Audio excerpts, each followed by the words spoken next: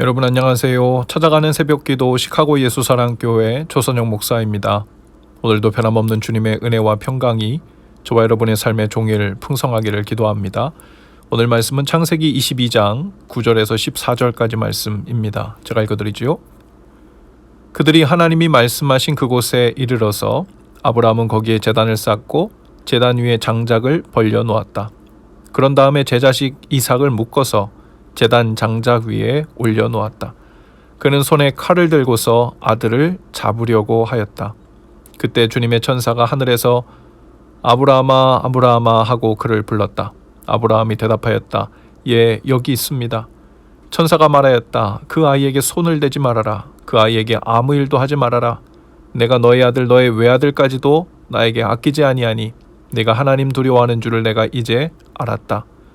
아브라함이 고개를 들고 살펴보니 수풀 속에 숫양 한 마리가 있는데 그 뿔이 수풀에 걸려 있었다.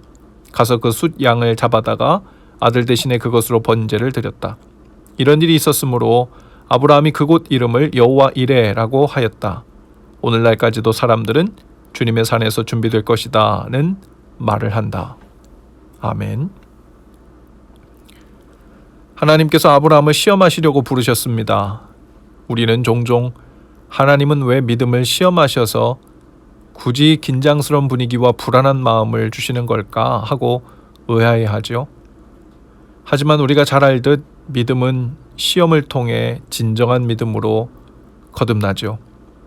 독자 이삭을 데리고 모리아산으로 가서 한 산에 올라가 이삭을 번제로 드리라는 명령을 주셨어요. 당시 아브라함이 살던 부엘세바에서 모리아산까지는 그 거리가 약 72km, 7일 정도 걸리는 여행길이었습니다. 아브라함이 이삭과 함께 7일 동안 걸으며 무슨 이야기를 했을지, 제사를 드릴 희생제물은 어디 있냐고 묻고 있는 이삭에게 아브라함은 답을 해주지 못한 채 7일 동안이나 걸으면서 어떤 마음이었을까요? 무슨 말을 해주고 있었을까요? 어쩌면 자신의 손으로 아들을 죽여야 할지도 모른다는 걱정과 두려움으로 가득했을까요? 아니면 분명히 독자 아들이 뒤를 이을 상속자라고 말씀하셨기 때문에 하나님의 어떤 개입이 분명히 있을 것이라고 생각하며 안심하고 그 길을 갔을까요? 아마도 후자의 믿음이 있었다고 해도 아브라함은 아버지로서 그 마음이 편치 않았을 것입니다. 아브라함은 산에 도착해 제단을 쌓습니다. 나무를 벌려놓고 아들 이삭을 결박하여 제단 나무 위에 올려놓았다고 했어요. 그리고 손을 내밀어 칼로 아들을 짐승을 잡듯 잡으려 했습니다. 그때 하나님의 사자가 하늘로부터 다급하게 부릅니다. 아브라함아 아브라함아, 그 아이에게 손을 대지 말라. 그에게 아무 일도 하지 말라. 성경을 다 통틀어 살펴보아도 하나님께서 이렇게 다급하게 사람을 부르시는 장면을 보기 힘듭니다. 하나님께서는 다급하실 이유가 없어요. 그런 하나님이 왜 이렇게 다급하게 아브라함을 부르셨을까요? 하나님께서는 설사 이 아이가 죽는다고 해도 얼마든지 멀쩡한 모습으로 살려내실 수 있는 분이십니다. 그냥 살려내기만 하면 된다면 하나님께서 그리 다급하게 아브라함을 부르시고 말리실 이유가 없겠죠. 그러나 하나님께서는 다급하게 개입하셨고 다급하게 아브라함의 행동을 멈추게 하셨죠. 아이를 단순히 다시 살리는 것만이 문제가 아니었던 겁니다. 아브라함으로 하여금 자기 생명보다 더 사랑하는 그 아이를 자신의 손으로 직접 해야 하는 일을 하지 않게 하시려는 것이었죠. 여기에 하나님의 본뜻, 본의가 있습니다. 독자 이삭을 번제물로 바치라는 모진 명령을 내리시는 하나님은 단지 시험하시는 하나님의 모습이죠. 그러나 비록 이 시험하는 중에 아버지 아브라함이든지 혹은 아들 이삭이든지 간에 이 일로 인해 마음에 상처가 나지 않게 하시려는 하나님의 마음이 이렇게 다급한 개입, 다급한 목소리로 들려진 것이라 믿습니다. 여러분, 때로 우리도 시험을 당할 때가 있습니다. 때로 모진 고난과 아픔을 마주할 때가 있지요. 내가 감당할 만한 시험이라고 생각되지 않는 하늘이 무너지는 듯한 중압감과 압박감을 느끼는 일들도 있습니다.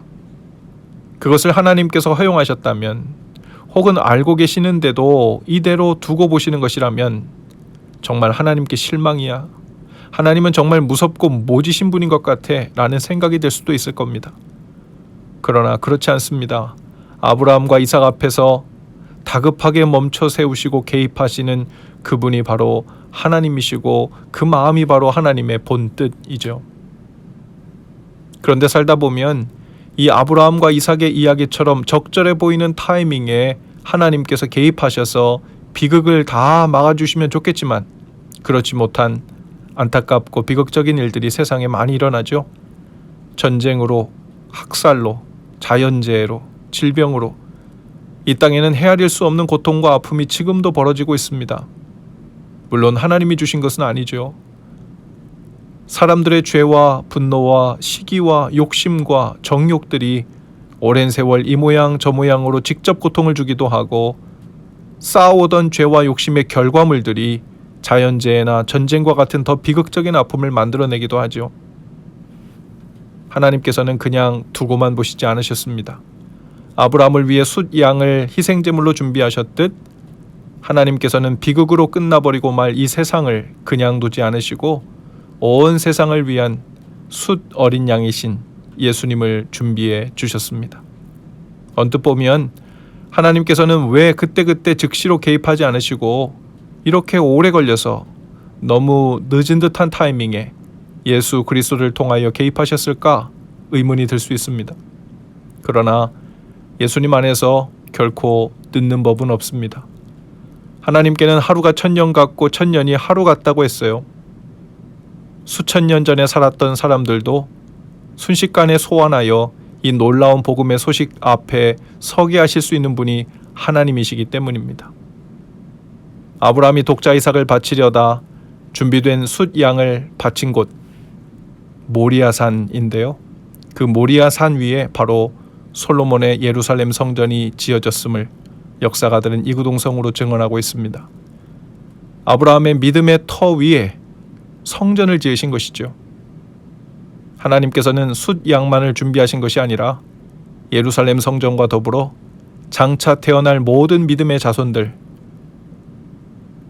그 모든 이삭들을 대신하여 죽으실 예수 그리스도를 준비하셨습니다. 그래서 여호와 일의 하나님이시죠. 하나님은 오늘도 우리에게 여호와 일의 하나님이심을 믿으시기 바라요. 이미 예수 그리스도를 준비해 주셨기에 여호와 일의 하나님이시고 이 땅을 살아갈 때 더 이상 부족함이 없게 준비해 주실 것이기에 또한 여호와 일의 하나님입니다. 오늘도 주어진 삶을 살아가시면서 주님을 의지할 때 하나님께서 우리의 형편을 아시고 필요한 모든 것, 일용할 양식과 살 길을 위해 여호와의 산에서 준비될 것임을 믿으시기 바랍니다. 하나님의 개입하심이 급속하기를 축복합니다. 우리의 모든 형편을 아시고 살뜰히 살펴주시는 여호와 일의 은혜로 풍성한 날 되실 수 있기를 주님의 이름으로 축복합니다. 기도합시다. 주님, 여호와 일의 하나님, 오늘도 연약한 저희 믿음을 붙들어 주시고 아브라함처럼 주님이 어떤 분이신지를 깊이 신뢰하는 마음을 저희에게도 주옵소서. 실수 없으신 주님께서 가장 적절한 때 늦지 않게 급속히 개입하셔서 일하실 것임을 믿고 모든 상황 속에서 평강을 누리는 날 되게 하옵소서. 예수님 이름으로 기도합니다. 아멘. 여러분 오늘도 예수 사랑으로 화이팅입니다. 내일 아침에 다시 찾아뵙지요.